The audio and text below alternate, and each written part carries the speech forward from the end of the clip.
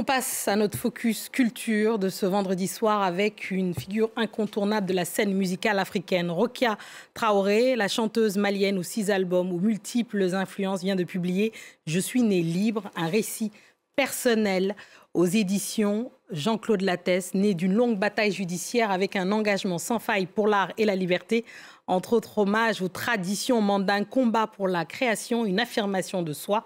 Elle est avec nous ce soir. Merci Rokia Traoré et bienvenue dans votre Journal de l'Afrique. Merci de m'accueillir. Alors, vous avez passé plusieurs mois en prison dans 3 pays différents, séparés de vos enfants pour une histoire de garde d'enfants au départ.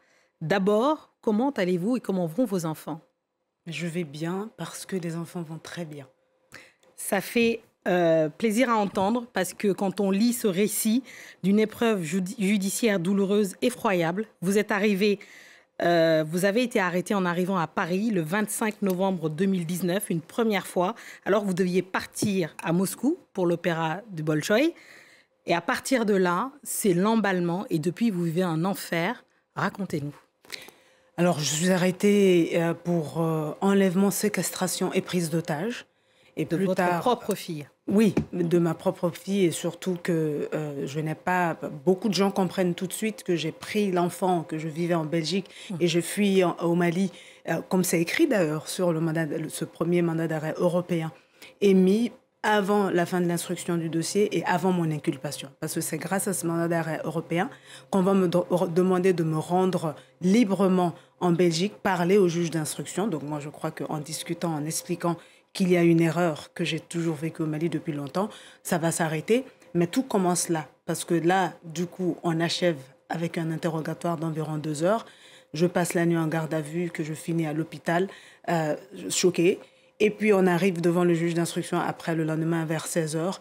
On me dit que je suis inculpée et qu'on me libère pour que je parte au Mali, chercher l'enfant et l'amener en territoire belge. Donc, à partir de là, je ne le fais pas parce que je ne comprends pas. Je ne comprends pas cette manière de procéder qui est contraire à ce que je savais de la justice. Je me sens en insécurité et un parent qui se sent en insécurité protège son enfant. Comment amener mon enfant dans cette procédure que je ne comprends pas? Donc, j'avais fait appel. La procédure d'appel était en cours. Ouais.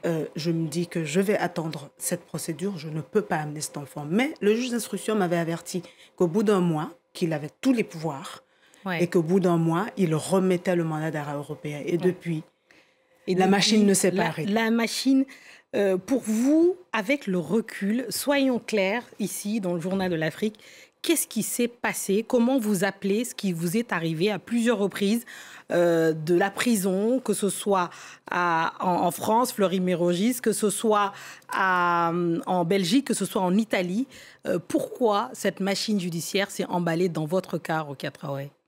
En fait, je ne sais pas comment ce dossier a pu exister, sachant que ce qu'on appelle enlèvement, qui est une requalification d'une non-présentation d'enfant, qui est issu d'un dossier, d'une procédure qui a commencé pendant que je vivais au Mali, par rapport à la garde. Voilà. Votre fille habitait avec vous au Mali avec l'accord du père. Que le père se plaigne. Oui. Il y a beaucoup de couples, d'histoires de séparation. Oui. C'est, voilà, depuis que les femmes ont le droit de divorcer, oui, voilà, ces cas-là sont courants, encore, ouais, malheureusement. Mais il y a des juridictions, il y a des règles. Oui. Donc, que cette requête ait été introduite au tribunal de Bruxelles au lieu du tribunal de Bamako, ville de résidence habituelle de l'enfant, est la première question. Et c'est là, en fait, à partir de... Je comprends pas ce qui se passe, je comprends pas qu'on en arrive là.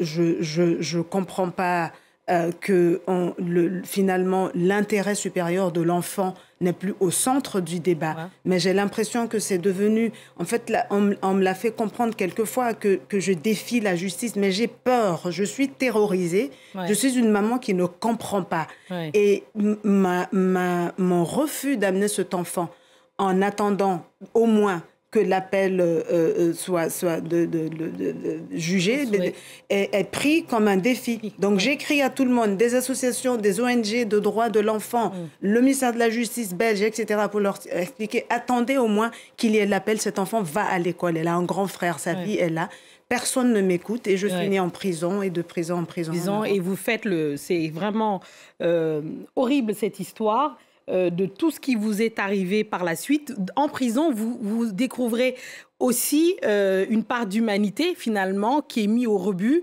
Vous rencontrez notamment cette jeune fille, moi, ça m'a beaucoup touché ce moment, cette jeune fille qui a 18 ans, qui a l'âge que votre fils, justement, avait à ce moment-là, et que vous voyez qu'en fait, elle est en détresse aussi, et malgré votre cas, vous arrivez quand même à lui tendre la main à cette petite jeune fille. C'était très compliqué parce que je n'arrivais pas à appeler mon fils puisque j'étais censée être extradée. Je n'avais pas les mêmes droits. C'était compliqué. Je n'avais pas parlé à mes enfants depuis longtemps. Mais je m'inquiétais pour mon fils qui venait d'avoir le bac, qui est atterri à Paris. J'étais pas là. J'avais réussi à régler une partie des choses, mais pas tout. Donc, je ne sais pas ce qui se passe. Et puis, il y a cette jeune fille qui a le même âge, qui est belle comme tout, mignonne. Et qui me dit, un jour, je lui dis que mon fils a son âge, il me dit, j'aimerais bien le rencontrer, etc. Et qui va mal, qui visiblement se drogue un peu, qui est là pour trafic de drogue. Et c'est perturbant, mais en même temps, c'est une enfant. Ouais. Et je fais comme je peux et j'aime pas être avec elle parce que j'ai pas l'énergie de ça, mais en même temps on est ensemble dans la même cellule. Oui, elle est difficile, vous racontez qu'elle ne range pas. Ah oui, mais terrible, mais adorable, et comme une poupée, très belle. Attachante quoi, on dirait attachante aujourd'hui. Tout à fait. Et c'est une adolescente forcément. Et donc vous ne renoncez pas à votre part d'humanité dans ce livre et c'est pour ça que d'ailleurs c'est marqué, vous êtes né libre.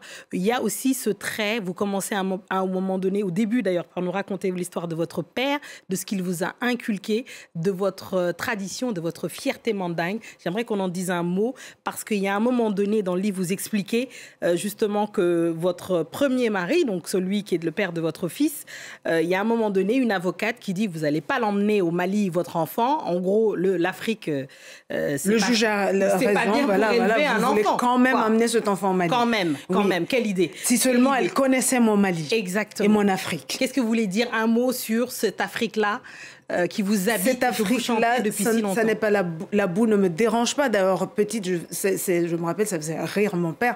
C'est quand j'entendais parler de pays sous-développés, etc., et que j'ai compris qu'il s'agissait de l'Afrique, je lui disais, mais je comprends pas ici, il y a le beignet de millet cuit au beurre de karité, de mamanassou qu'on va acheter tous les matins. Oui. Et j'adore qu'on fait le feu avec les restes d'épis de mil après les récoltes, quand on a un peu froid. Oui. Et moi, j'adore.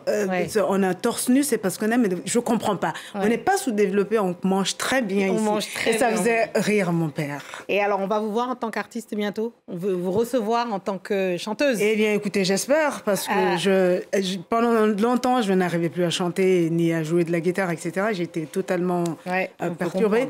Mais c'est vrai que finalement, en reprenant, et puis on se rappelle que voilà, on a été chanteuse un jour et qu'on adore ça quand même. Eh ben, on a hâte de vous entendre chanter à nouveau. Merci beaucoup, Rokia Traoré, d'être venue sur le Journal de l'Afrique. Je rappelle ce livre, Je suis née libre, aux éditions Jean-Claude Lattès. Merci beaucoup. C'est la fin de ce journal. Merci à tous ceux qui nous ont regardés partout dans le monde. Et ce soir, forcément, de Bamako à Bruxelles, en passant par Paris et Rome. Restez avec nous, car l'actualité continue sur France 24. Merci.